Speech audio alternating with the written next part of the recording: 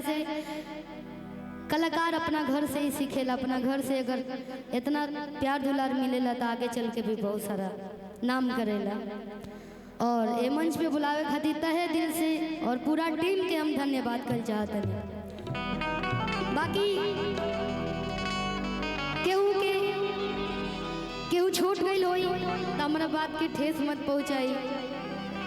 हम एगो दूगो और गाना गाए कैसे कि तब से आज 2-4 घंटा हो गए खड़ा हो के म्यूजिशियन टीम बजावत नहीं सब।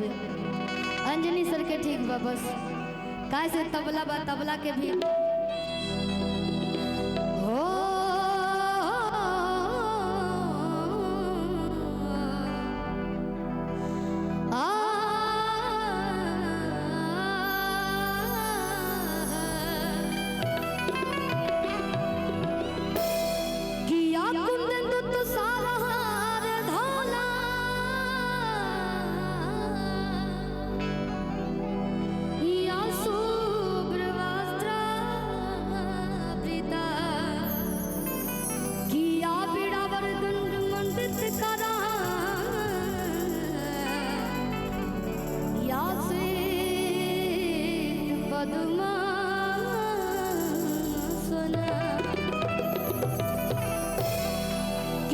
जयंती मंगला काली हो भद्र काली कपालिनी हो दुर्गा क्षमा सेवा धात्री सहस्र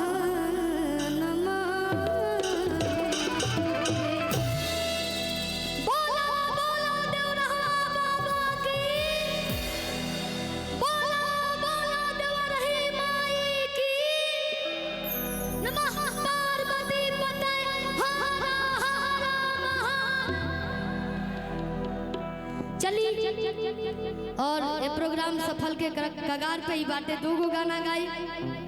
कैसे ही हमार घर है तो दुनिया में हम गावते बनी, लेकिन आज के हमने के कर्तव्य बाकी जितना भी कल्पना दीदी, आलोक भैया, मनोज तिवारी सर जितना भी है सबके हमने के सम्मान करे के।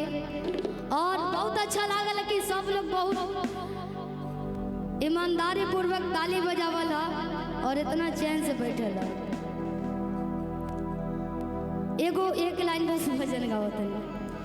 कि जोना बाने अरे आहो मैया किसी क्यों ना डोले हो कि ताहिर बनवाना कि मैया मोरी अरे लिहालू बसरावा हो कि ताहिर बनवाना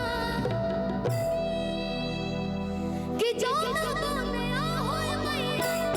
सिद्धियों ना डोले हो ताहिर बनवाना कि मैया मोरी लिहालू बसरावा हो कि ताहिर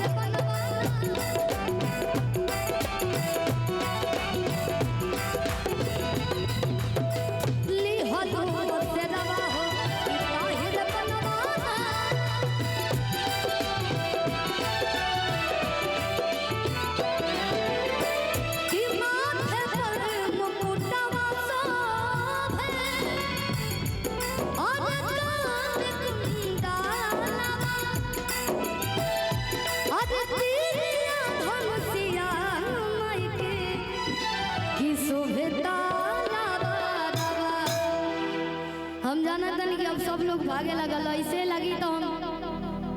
लगे कि